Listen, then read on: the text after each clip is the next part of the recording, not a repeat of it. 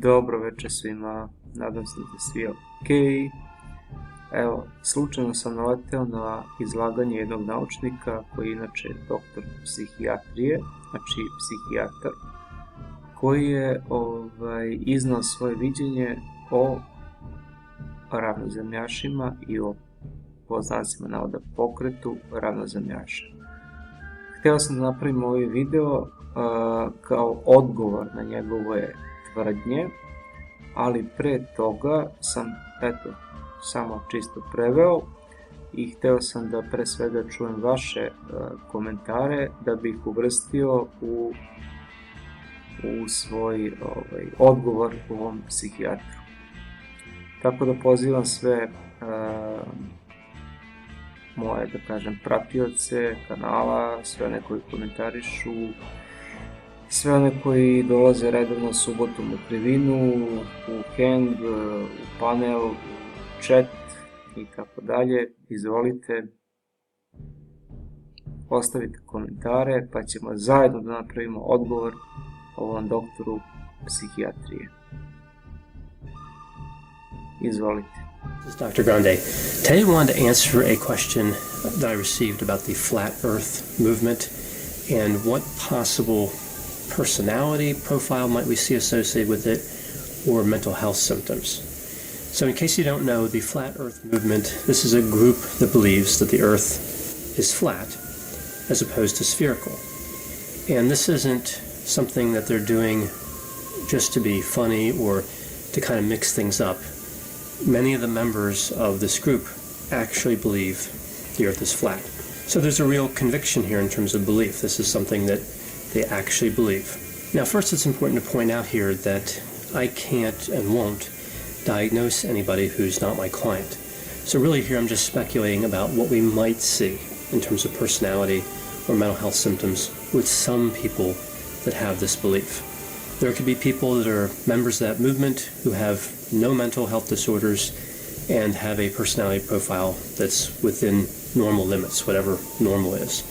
So that's an important place to start. Something else I find interesting about this movement is, one of the curiosities here, is I didn't even know before I heard about this that there was debate over whether the earth was flat or spherical. I'm not aware of any sizable portion of the population that believes the earth is flat, other than this small group, of course, the flat earth movement. Now, some may look at this and say, this is really just skepticism. This is good. In the scientific community, we need to have skepticism. We need to look at theories and be flexible. We need to be willing to believe something different than we believed before if we see substantial evidence that moves in that direction. But that's not really what we're dealing with here when we talk about the flat earth movement. This is beyond skepticism. This is really discounting all evidence. Now, another interesting point that aligns this with conspiracy theory is if you look at the flat earth movement and kind of their core beliefs, they really seem to have a thing against NASA. And of course, NASA would be an agency that's gathered a lot of evidence that demonstrates the earth is in fact spherical. Another thing I find interesting here is that there doesn't seem to be any amount of evidence that can convince a lot of these flat earthers that the world is in fact spherical. So of course there's pictures that NASA's taken and all that, and those are discounted. But even if you have other evidence, and of course there is an amazing amount of evidence supporting that the earth is spherical, no evidence seems to rise to the level of significant for many people in this group. So they really can't be swayed from this belief no matter what is put in front of them.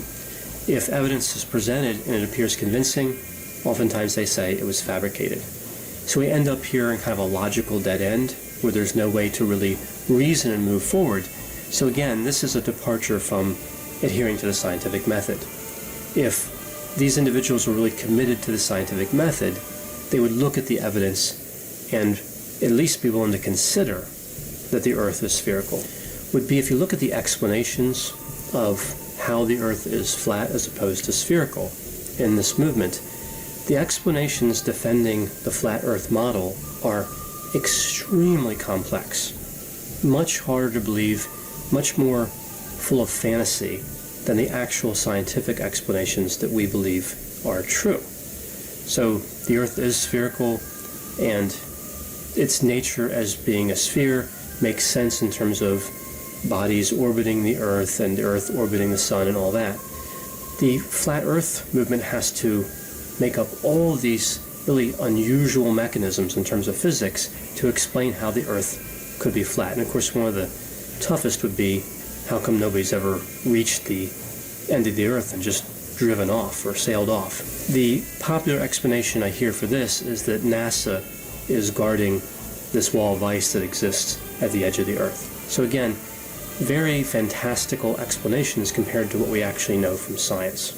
So the last thing I'll cover here is really what I initially thought when I heard the flat Earth movement. Remember, I initially thought that this can't be real. I didn't know this was a thing. I thought maybe this was a group of individuals who just wanted to call attention to how quickly we believe in what's popular, what's held by conventional science. We don't really question it, we just believe it. Turns out that doesn't seem, again, to be what this movement is about, but I think it's still an interesting point. It does make us pay attention to this idea of, how do we know something's true? Are we a little too quick to just believe something? Somebody says something, we see it on TV, we see it on the internet, and we believe it.